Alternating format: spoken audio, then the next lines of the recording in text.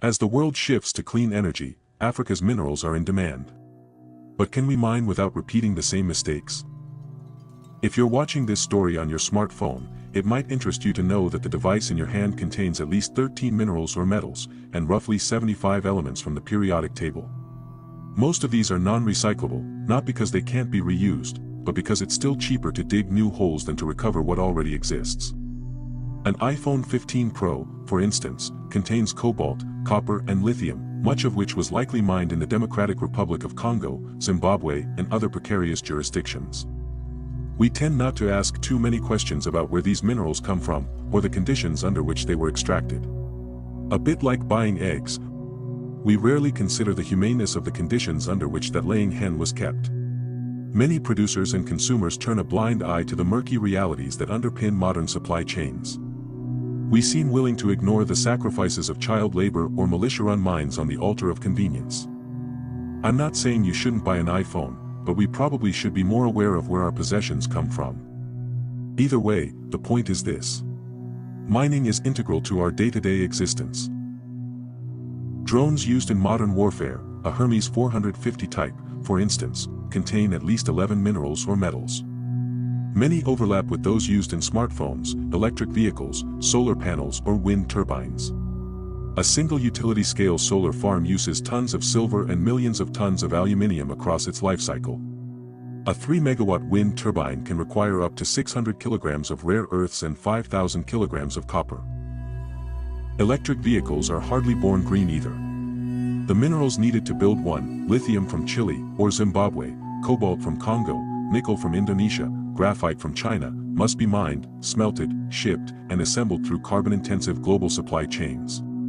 Manufacturing an electric vehicle can emit up to 80% more carbon up front than building a petrol-fueled car, primarily because of the battery. It only becomes the cleaner option after 20,000 to 30,000 kilometers of driving, and longer still in countries like South Africa, whose electricity is coal-intensive. The extent to which they become clean depends on how they're charged, how far they're driven, and how responsibly their minerals are sourced. To power a lower carbon future, the world must scale up the mining of transition minerals, i.e., the mineral building blocks for solar panels, wind turbines, batteries, electric vehicles, and grid storage technologies. Meeting the 1.5 degrees Celsius target under the Paris Agreement, a goal now under pressure from political backsliding in major economies, will require a staggering increase in material extraction. According to the International Energy Agency, lithium demand could rise by 4,000% by 2040, cobalt by 2,000%, and nickel and graphite by more than 1,900%. We'll need to mine more copper in the next 25 years than in all of human history thus far. This extraction will not be a clean process. Every new mine brings its own set of negative externalities, disrupted ecosystems, depleted water supplies, untreated toxic tailings and displaced communities. These costs are most often offloaded onto those least able to resist or afford them, indigenous groups, rural populations, workers in weakly regulated settings. And much of this future mining will happen, here, in Africa. African countries, with rich reserves of cobalt, copper, tin, titanium, tantalum, lithium, manganese, rare earths and platinum group metals, are at the center of this demand surge. The risk is not only a story of externalities improperly accounted for, it's history repeating itself. If we keep exporting raw ores and importing finished technologies, we'll fall back into the same low-value high-bulk commodity trap that has defined Africa's role in the global economy for decades. We'll fuel global industry while capturing only a fraction of the wealth and absorbing a disproportionate share of the damage. In a context of democratic backsliding, the stakes are higher still.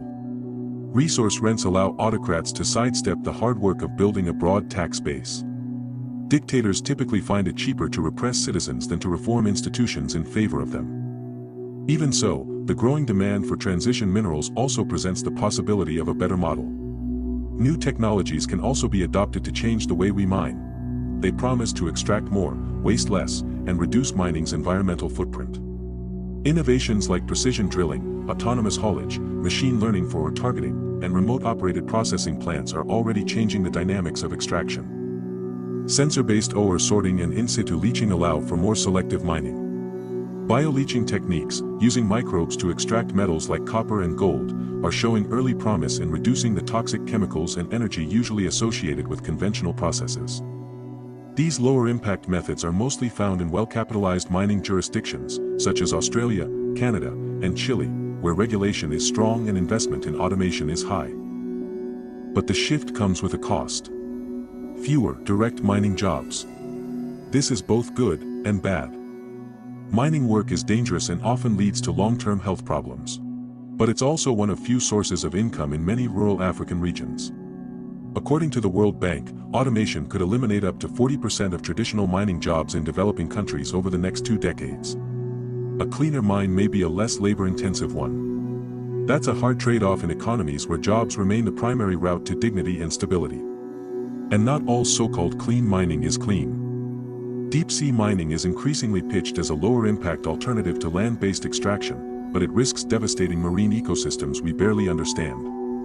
Some lithium brine operations in South America have drained local water supplies and left soils permanently damaged, despite using less physical infrastructure than traditional mines. Even in the most advanced jurisdictions, tailings dams, acid mine drainage, and airborne dust remain ongoing risks.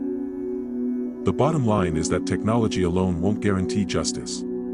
If African communities are to benefit from the shift towards lower-impact mining, then new models of ownership, employment, and beneficiation need to emerge. That might mean community-owned processing cooperatives, shared equity arrangements, or local technology licensing. Without this, green mining may simply become another high-tech frontier for external profit extraction. Cleaner pits, yes, but still empty pockets. One alternative is a shift towards what economist Kate Raworth calls donut economics, a framework that aims to meet human needs without overshooting ecological limits. In practical terms, this means building economic systems that are both regenerative and distributive. Circular economy thinking, reuse, recycling, reprocessing, and value retention offers a pathway to that.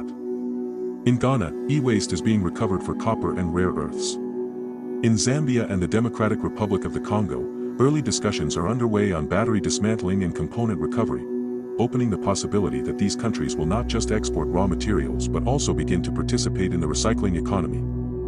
At a community level, this could mean building local recycling hubs, supporting artisanal refiners with cleaner tech, or training youth in e-waste disassembly and remanufacturing.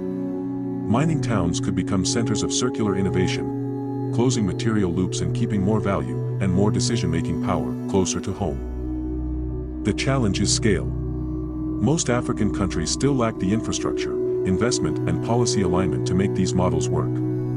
But if circular principles are embedded now, in industrial policy, urban planning, and trade strategy, then this transition could finally deliver what earlier mining booms did not. A pathway to shared prosperity, within the planet's limits. So, let's return to that iPhone in your hand. Right now, it's easier and cheaper to mine new lithium and cobalt than it is to recover the materials from the last device you discarded. Less than 20% of e-waste is properly recycled globally. The rest ends up in landfills, incinerators, or informal scrapyards, often in countries that mined the minerals in the first place.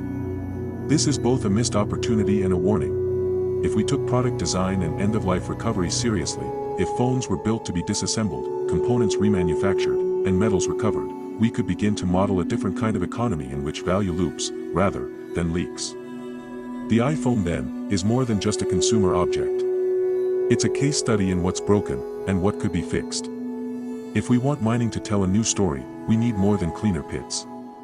We need smarter systems. And we need to close the loops.